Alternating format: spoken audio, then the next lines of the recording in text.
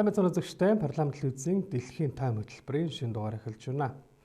За та бүхэндээ өнгөрч байгаа энэ 7 хоногт олон улсад болсон онцлог үйл явдлуудаас таймлан танилцуулъя. За энэ 7 хоногт холбооны бүгд найрамдах Герман улсын ээлжид бус парламентын сонгуулиар тус улсын хамгийн том сөрөг хүчний эвсэл бол Христийн арчилсан холбоо болон Христийн нийгмийн холбооны хамтарсан эвсэл сонгуульд ялалт байгуулсан. За мөн Ромын папын эрүүл мэндийн байдал нэлээд хүндэрч католик шашинтан олныг бас сэтгэл санааг нь зовоосон ийм үйл явдал болсон. За мөн Холливуудын ахмад жүжигчин Жин Хайкман алдарт Роберто Флак зэрэг урлаг соёлын томоохон одууд бас таалалт төгссөн гэх зэрэг ийм олон үйл явдлууд боллоо. За гэхдээ өнөөдрийн таймер хоёр үйл явдлыг бид онцлон хөргөж байна. За эхнийх нь бол өнгөрсөн 7 хоногт бид та бүхэндээ хөргөж байсан Украины дайныг өндөрлүүлэхийн энхийн үйл явц цаашаа өргөжлөх болно гэдэг. За үүнтэй холбоотой үйл явдлыг хөргөх болно. Нөгөөх нь Хамас болон Израилийн хоорондох гал зогсоох тохиролцооны эхний үе шат энэ 7 хоногт өндөрлөж байгаа талаарх мэдээллийг бид онцолж байгаа юм аа.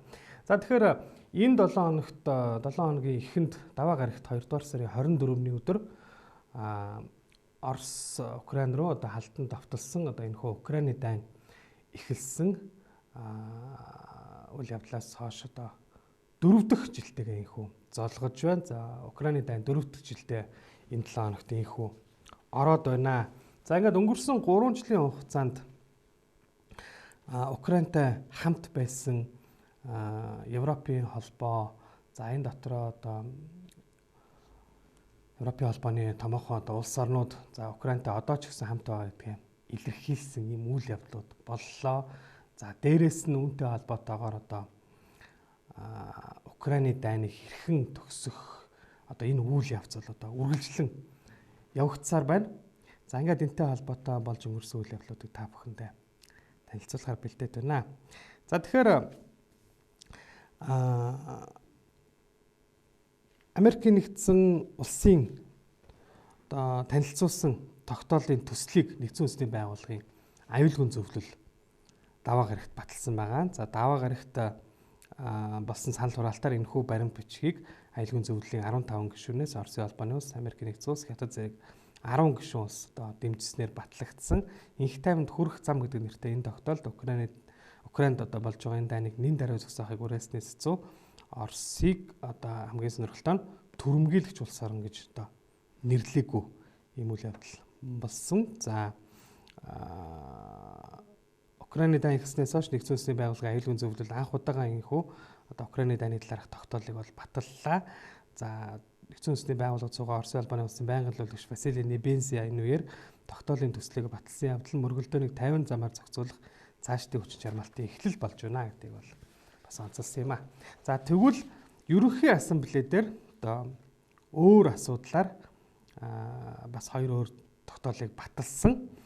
За мөн даваа гарагт баталсан байгаа. За энэ хоёр өөр тогтоол нь ямар утга агуулгатай тогтоолууд байсан бэ гэхээр эхнийх нь бол Украин болон Европын холбооны орнуудын хамтран боловсруулсан. За Украины эзэлж авсан нутгаас сэргээ нэн даруй гаргаж байлдааны ажиллагаа зогсоохыг Оросын холбооны улсаас шаардсан ийм тогтоолын төсөл байсан. За энэ баримт бичгийг 93 улс орн дэмжсэн бол 65 улс төдөлзөж Орос, Америкийн нэгдсэн улс зэрэг 18 улс эсэргүүцсэн саналыг өгсөн бас сонирхолтой үйл явдал болсон байгаа. За хоёр дахь тогтоол нь бол Америкийн нэгдсэн улсын бэлтгэсэн Оросын холбооны улсын цэргийн түрэмгийллийг буруу шагаагүй энэ дайныг мөргөлдөөн гэж нэрлсэн. Мөн дээрээс нь Оросын цэргүүдийн эзлэн авсан Украины нутаг дэвсгэрийн тухай за Оросын холбооны улсыг олон улсын хууль тогтоомжийг зөрчсөн тухай за мөн Украины нутаг дэвсгэрийн бүрэн бүтэн байдлыг сэргээх шаардлагатай байгаа талаар дурдаагүй ийм тогтоолын төсөл байсан байгаа. За ийм хоёр тогтоол нэгдсэн үндэсний байгууллагад даваа гарагт бол батлагдсан юм аа. За даваа гарагт мөн Францын ерөнхийлөгч Эммануэль Макрон Америкийн нэгдсэн улсад айлчилж цагаан ордонд Дональд Трамптай уулзсан байгаа. За энэ үеэрээ тэрээр Европын орнууд батлан хамгаалах зарлаа нэмэгдүүлэхэд бэлэн байгаагийн зэрэгцээ Украинд инх тайвныг тогтоох үйл явц дахь Америкийн нэгдсэн улсын оролцоонд итгэж найдаж байгаа гэдгээ бол уулзалтын үеэр илэрхийлсэн юм. За энэ уулзалт бол яг одоо энэ хүү дайны 3 дахь жил дуусч байгаа, 4 дахь жилдээ орж байгаа одоо энэ үйл явдалтай бол зэрэгцэж одоо болсон байгаа. За харин Трампын хувьд бол уулзалтын үеэр Украины дайн дуусах төхөж байгаа гэдэгт бол хувьдаа итгэж найдаж байгаа гэдгийг илэрхийлсэн. За тэрээр инх тайвныг баталгаажуулах шаардлагатай зардал болон ачааллыг Америк нэгдсэн улс дангаараа үүрэх биш одоо Европын улс орнууд мөн хамтран үүрлцэх ёстой гэдэг бол энэ үеэр тэрээр онцлсан юм аа. За энэ мэтчлийн үйл явдлууд одоо болсон бол яг энэ дайны одоо 4 дахь жилд орох үед юу болсон талаар бас та бүхэндээ танилцуулъя. За энэ үеэр одоо Зеленский, Украины ерөнхийлөгч Зеленский нэлээд ийм томоохон мэдээллүүдийг бол хийсэн байна. За тэрээр өнгөрсөн ням гарагт Киев хотноо одоо Орос Украин руу төрөмгийлийн халдсны одоо энэ 4 дахь жилдээ золгож байгаа үйл явдал зориулсан эвлэлийн багварл хийсэн. За энэ үеэрээ тэрээр хэрвээ өөрөө Украин одоо энэ улсын хоорондоо инх тайвныг авчирч чадах юм бол авчирч чадсан тохиолдолд өөрийнхөө одоо энэ ерөнхийлөгчийн албан тушаалаасаа буухад бэлэн байна гэдгийг бол мэдгдсэн байна. За албан тушаалаа өгөхөд бэлэн байна гэдэг бол мэдгдсэн. За мөн тэрээр өнгөрсөн 7 хоногт Америк ерөнхийлөгч Дональд Трамп түүнийг одоо дарангуулагч хэмээн цоллон нэрлэж Украин улсад ерөнхийлөгчийн сонгууль явуулах шаардлагатай байгаа тухай хэлсэн энэ асуудал дээр Трампын дээрх мэдээлэлд Зеленский одоо ямар нэгэн байдлаар гомдож тунирхаж хүлээж аваагүй гэдгийг бол ням гарагийн хэвлэлийн бахварлын үеэрээ мөн мэдгдсэн юм аа. За тэгээд яг үүнтэй зэрэгцээд ням гарагт Оросын холбооны улс одоо өнгөрсөн хугацаанд хамгийн том дроны цохилтыг бол Украинд үзүүлсэн байгаа. За Оросын олон зуун дроны цохилтод Украины 13 муж өртөж ихэнхийг нь бол одоо агаарт устгасан ч зарим дронууд одоо голцоо Украины дэд бүтцүүдэд цохилт өгч мөн 3 хүн амьд талаар Украины эрх баригчид мэдээлсэн. За нийслэл Киев хотод одоо 6 цагийн турш агаарын түгшүүр бол зарласан. За Оросын давталгааны дараагаар хэвлэлийн багварл хийсэн Зеленский одоо өнгөрч 7 хоногт Оросын талаас нийтдээ 1150 дрон, 1400 бөмбөг, 35 пуужин харавсан гэж бол мэдээлсэн юм аа. За харин эсвэргээр Оросын албаны улсын ерөнхийлөгч Владимир Путин одоо мөн мэдээлэл хийсэн байгаа. Тэрээр өнгөрсөн ням гарагт тохиолсон эх орноо хамгаалагчдын баярын өдөрт зөвлөн одоо Кремльд хийсэн мэндчилгээний үеэрээ Оросын албаны улсын Украинд явуулж байгаа цэргийн тусгай ажиллагаа бол зорилготой хүрч байгаа гэдгийг тэрээр онцолсон. За энэ үеэр тэрээр Оросын зэвсэг хүчний албан хаагчдад баяр хүргэж Украинд эхлүүлсэн цэргийн тусгай ажиллагаанд оролцож хувь нэмрээ оруулж байгаа явдал талархал дэвшүүлсэн байгаа. За мөн тэрээр мэндчилгээндээ Украинд дайдсан одоо дайдж байгаа нийт цэргийн албан хаагчдад талархаж байгаа онцгойлон илэрхийлж тэднэр бахархаж байгаа. Тэд эх орноо хамгаалахад асар их хувь нэмэр оруулж байгаа гэдгийг одоо тодтогсон юм. За тэрээр мэдээлэлтэй өнөөдөр дэлхийн ертөнд зогцсон өөрчлөгдөж байгаа энэ цаг үед манай улсын зэвсэг түвшнээ бэхжүүлэн хөгжүүлэх стратегийн бодлого замаасаа ухралтгүй өөрчлөлтгүй одоо хөгжсөөр байна хэмээн онцолсон юм аа. За тэгвэл яг одоо энэ хүү 4 жилдээ орж байгаа үйл явдал бол даваа гарагт 2 дугаар сарын 24-ний өдөр болсон. За энэ өдөр Европын болон дэлхийн 40 орчим улс орны удирдагчид Украинд дэмжлэг үзүүлж байгаагаа илэрхийлж аюулгүй байдлын баталгаа үзүүлэх асуудлыг хэлэлцгээр даваа гарагт Киевт одоо бичлэн хүрэлцэн ирж энэ уулзалтыг бол зохион явуулсан юм. За тодруулах юм бол Испани ерөнхий сайд Педро Санчес, Европын зөвлөлийн ерөнхийлөгч Антонио Коста, Канадын ерөнхий сайд Жастин Трюдо, Европын комиссийн ерөнхийлөгч Урсула фон дер Лайен зэрэг одоо 40 орчим улс орны төр засгийн тэргүүнээр Киевт айлчлан ирсэн байгаа. За энэ үйл явдалтай давхцуулаад мөн одоо эрүүл мэндийн байдал нэлээд хүндөвтөр байсан Ромын Пап Францис мөн одоо Украины дайн 4 дахь жилтэйгээ залгаж байгаа явдлыг нийт хүн төрөлхтний хувьд бол аимшигтай бас ичмээр үйл явдал хэмээн одоо бас давхар мэдээллийг бол гаргасан юм аа. За энэ 37 орны удирдагч за мөн 13 орны одоо бусад өндөр дээд албан тушаалтнууд хүрэлцэн ирж оролцсон энэ Support Ukraine буюу одоо Украиныг дэмжицгээе гэсэн одоо энэ арга хэмжээний үеэр олон улс орнууд бол Украинд одоо дахин шинээр зэвсгийн болон энэ санхүүгийн багц тусламжуудыг олгохоор шийдвэрлэснээ бол одоо зарлан мэдэгдсэн байна. За тухайлах юм бол 3 дугаар сард Европын холбооны зүгээс 3.6 тэрбум еврогийн зээлийг олгохоор болсноо. За энэ мөнгийг барууны банкудад одоо зарцаагдсан Оросын хөрөнгөөс гаргана гэдэг бол мэдгдсэн. За мөн Канадын ерөнхий сайд Justin Trudeau Киевд 5 тэрбум долларын тусламж үзүүлэх амлалтыг өгсөн гих зэрэг одоо Украиныг дэмжигч улсууд нийтдээ 10 тэрбум еврогийн тусламжийг үзүүлнэ гэдгээ бол амлаж за Украинтай одоо нэг байгаа хамт байгаа гэдгээ ийхүү илэрхийлсэн юм аа. За тэгвэл дараагаар нь мөн Украинтай одоо хамт байгаа гэдгээ одоо дахин батлан харуулах үүднээс Европын холбоо Оросын холбооны улсын эсрэг 16 дахь удаагийн багц хоргийг баталснаа бол мөн мэдээлсэн байгаа. За Брюсселд болсон одоо Европын холбооны гишүүн орнуудын гадаад хэргийн сайд нарын уулзалтаар инхүү Оросын эсрэг шинэ багц хориг арга хэмжээг санал нэгтэйгээр бол баталсан. За энэ батлах үеэр одоо хурлын танхимд Украины төг талбайг мандуулж за мөн дайны төгшөөрийн тохиог хангинуулан нэг хором дуугүй зогссон бас энэ бэлэгдлийн шин чанартай үйлдэлүүдийг давхар хийсэн юм аа. За Оросын холбооны улсын эсрэг энэхүү 16 дахь Европын холбооны шинэ хориг арга хэмжээний багцад сүүдрийн хөлөг онгоцууд гэж нэрлэдэг одоо Оросын нефтийг зөөвөрлөгч Европын холбооны гишүүн бус орнуудын 74 ширхэг ачааны усан онгоцууд. За мөн Оросоос Европын холбоонд нийлүүлдэг химийн бодис, хуванцар, эрзэн, хөнгөн цагаан зэрэг энэ тодорхой нэр төрлийн бараа материал, газрын тос болон байгалийн хий боловсруулах үйлдвэрүүдэд үзүүлдэг үйлчлэгээ зэргийг одоо хоригдж байгаа одоо мэдгдсэн. За түүнчлэн 48% хүн болон 35 байгууллага аж ахуйн нэгжүүд одоо энэ хоригт багтсны дотор Оросын холбооны улсын гадаад худалдааг одоо ивэн дэмжиж ажилдаг Энэтхэг, Казахстан, Хятад, Арабын нэгдсэн Эмират улс, Сингапур, Турк, Узбекистан зэрэг улсуудын компани аж ахуйн нэгжүүд бол багтсан байна. За үүн дээр нэмээд Оросын 13 банкнд олон улсын төлбөр тооцооны SWIFT системийг ашиглахыг хоригдсноос гадна Оросын холбооны улсын төв банкны санхүүгийн гүйлгээ шилжүүлэхийн системийг ашиглаж хамтран ажилладаг бусад улс орнуудын банк санхүүгийн байгууллагуудыг анх удаага багтаа оруулсан гэдгээ Европын холбооны зүгээс бол онцлсан юм аа.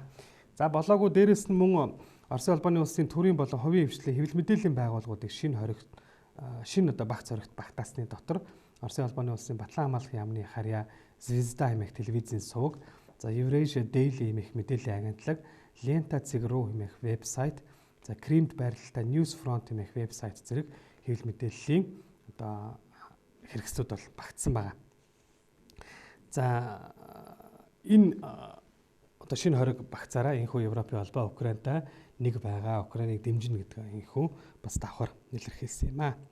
За тэгвэл үргэлжлээд энэ 7 хоногт одоо нэгэн сонирхолтой үйл явдал үргэлжлээд болсон байгаа. Энэ бол өмнө нь татгалзаад байсан, дараагаар нь одоо энэхүү хүлээн зөвшөөрөхөөр болсон Украин Америк нэгдсэн улстай газрын ховор элементийг одоо гэрээ байгуулах тохиролцоонд хүрсэн энэ үйл явдал болсон байгаа. За Украины ерөнхийлөгч Владимир Зеленский Америк нэгдсэн улстай байгуулах газрын ховор элементийн гэрээний одоо хариуд тус улсаас хүссэн аюулгүй байдлын баталгааны тал дээр тодорхой ахиц дэвшил гарсныг бол хүлээн зөвшөөрсөн гэдгийг мэдгдсэн байгаа. За тэр лав гарах сэтгүүлчдэд мэдээлэл хийх үеэрээ Америк нэгдсэн улстай байгуулах газрын ховор элементийн гэрээний эцсийн төслийг бол хүлээн авч зөвшөөрсөн тухайга мэдгдсэн. За анх Америк нэгдсэн улсыг Украинаас 500 тэрбум $5 тэнцэх хэмжээний байгалийн нөөц баялаг олборлох эрх олгох саналыг тавих үед Зеленский Америк нэгдсэн улсаас аюулгүй байдлын баталгаа гаргаж өгөхийг шаардсан татгалзж байсан. За тэгвэл энэхүү Украины ерөнхийлөгчийн зөвшөөрөн хүлээн аваад байгаа гэрээний эцсийн төсөлд Америк нэгдсэн улсын засгийн газар урт удаан хугацаанд их тайван байдлыг тогтооход шаардлагатай аюулгүй байдлын баталгааг олж авах Украины хүчин чармаалтыг дэмжиж байна гэсэн өгүүлбэрийг одоо энэ төсөлд бол багтааж чадсан байна. За харин Трамп лав гарагт хийсэн мэдээлэлдээ Америк нэгдсэн улс ямар нэгэн аюулгүй байдлын баталгааг бол гаргаж өгөхгүй, энэ үүрэг хариуцлага Европт очих болно гэж хэлсэн ч мөн Украины нутаг дэвсгэр дээр хэрвээ Америкийн ажилтнууд очиж ажиллах ийм нөхцөл байдалд бол шууд автоматар аюулгүй байдлыг нь хангах одоо нөхцөл байдал бол үүснэ гэдгийг тэрээр нэмж хэлсэн юм а. За өөрөөр хэлэх юм бол энэ газрын ховор элемент олборлох одоо гэрээ хэрэгжиж эхлээд энэ гэрээний дагуу одоо Америкийн ажилтнууд Украинд дах одоо энэ орд газар уурхаад очиж ажиллах юм бол Америк шууд одоо тэднийг ажилтнуудаа хамгаалах одоо ийм нөхцөл байдал үүснэ гэдгийг бол хэлсэн байна. За Трамп мөн Украин НАТОд гишүүнээр элсэх явдлыг бол хязгаарч одоо хүлээн зөвшөөрөхгүй. Энэ бол Оросын холбооны улс халтан давтаж дайн эхлүүлэх болсон гол шалтгааны нэг байгаа. За Украин энэ зорилттой бол мартах хэрэгтэй гэдэг бол мэдгдсэн байна. За Зеленский харин өөрийн улсаар өөр төлбөрт оруулахгүй байх нь бол хамгийн чухал явдал гэдгийг онцолсон.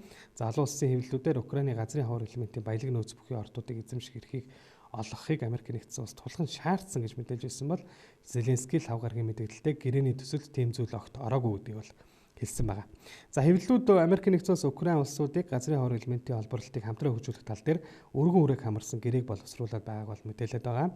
За гэрээнд мөн Украины сэргээн босголтод зориулагдсан хөрөнгө оруулалтын санг байгуулж сангийн үйл ажиллагааг удирдах явуулах эрхийг Киев, Вашингтон энэ тэнцүү эзэмшиж төрийн өмчөд ордуудаас орж ирсэн орлогын 50% Украин эзэмшиж хөрөнгө оруулалтын сандаа байршуулан сангаасаа Украин улс дотоодын төсөл хөтөлбөрүүдтэй хөрөнгө оруулалтын санхүүжүүлээд явах болж байгааг Украины ерөнхий сайд Денис Шмигаль бол мэдгдсэн юм а. За ингээд хоёр талын батлан мэдэгдээд байгаагаар Зеленский, Трамп нар өнөөдөр яг энэ тайм хөтөлбөр та бүхэнд хүрж байгаа энэ Баасан гарагт Вашингтонд уулзаж за газрын хавар элементийн гэрээг бол үзэглэхээр болоод байгаа гэдгийг бол мэдгдсэн. За яг цаг хугацааны хувьд бол энэ үйл явдал Бям гарагт бол манай цагаар бол Бям гарагт, Америкийн цагаар Баасан гарагт болох юм а. За ингээд үндсэндээ сар шинийн өдрөөр Бям гарагт бол Трамп, Зеленский нар Вашингтонд Америк Украины энэ газрын хавар элементийн энэ олборлох гэрээнд бол гарын үсэг зурна. За энэ гэрээ нь бол цаашдын энэ инхийн гэрээний эхлэл үндэс болох юм а гэсэн зүйлийг бол мөн хоёр талаас хэлээд байгаа. За ингээд Украин Америкийн харилцаа бол эргээд сайжирч эхэлж байна. За мөн энэ гэрээ хэрвээ үзэглэгдээд зурагдаад байгуулагдах юм бол энэ нь Орос Украины дайныг өндөрлүүлэх цаашдын үйл явцын эхлэл болох гэж байна. За харин таймын төгсгөлд энэ 7 хоногт дуусгар болоод байгаа Израиль Хамасын хоорондох гал зогсоох тохиролцооны эхний үе шатны талаарх мэдээллийг бид онцлон та бүхэндээ хүргэж байна. За тэгэхээр талууд өмнө нь ялангуяа Израилийн талаас Хамасыг энэ гэрээг зөрчсөн учраас бид энэ олон зуун хоригдлуудыг суллахаа тодорхойгүй хугацаагаар хойшлуулж байна гэсэн мэдээллийг хийж байсан бол энэ 7 хоногийн дундуур Хамас бүлэглэл болон Израилийн талууд аль аль нь барьцааны хүмүүс бол хүний шарил зогцсыг болон мөн Израилийн талаас Палестины хоригдлуудыг бол суллаад байгаа. Ингээд үндсэндээ энэ 7 хоногт бол энэ гал зогсоох тохиролцооны хоёр дахь үе шатны үе шат бол инхүү өндөрлж байгаа. За тодруулах юм бол Хамас бүлэглэл Израилийн барьцааны 4 үний шарилыг хүлээлгээ өгсөн бол Израиль 600 гаруй Палестины хоригдлуудыг бол суллан нутагт нь буцаасан байгаа. За Хамас бүлэглэл Газын зурагт барьцаанд тогт амир өгсөн 86 настай Шломо Мансур, 69 настай Ицик Элгарат, 50 настай Ахад Яхаломи болон 50 настай Цаачи Идан гэсэн Израилийн 4 иргэний шарилыг тохиролцоо ёсоор олон улсын улаан загалмаа нийгэмлэг төлөөлгөө өгсөн бол Израиль улс иргэдийнхэн шарилыг баталгаажуулах ДНХ-гийн шинжилгээг Тел Авив хотноо эхлүүлсэн байгаа. За харин Израилийн талаас хариуд нь орон нутгийн цагаар пүрэв гарагийн үүрээс эхлэн 620 Палестины хоригдлыг сулж нутагт нь буцаах арга хэмжээг инхүү гүйцэтгэлээ. За ингээд пүрэв гарагийн энэхүү солилцоо нь Израиль Хамасын хооронд 1-р сарын 19-ний өдрөөс хүчин төгөлдөр үйлчилж эхэлсэн гал зогсоох тохиролцооны эхний үе шатанд хийгдэж байгаа. Хамгийн сүүлийн солилцоо болсон 6-7 хоногийн турш үргэлжилсэн эхний үе шат Бям гарагт инхүү өндөрлж байна. За одоогийн байдлаар гал зогсоох тохиролцоо сунгагдах хэсэг эсвэл 2 дахь үе шат эхлэх хэсэг нь тодорхойгүй байсаар байна. За та бүхэндээ олон улсын 7 хоногт болсон онцлог үйл явдлаас таамаглал өргөлээ. Мөн үзэгч та бүхэндээ сар шинийн баярын мэндийг хүргэж байна. Ингээд тайм хөтөлбөрт анхаарлаа хандуулсан та бүхэнд баярлалаа.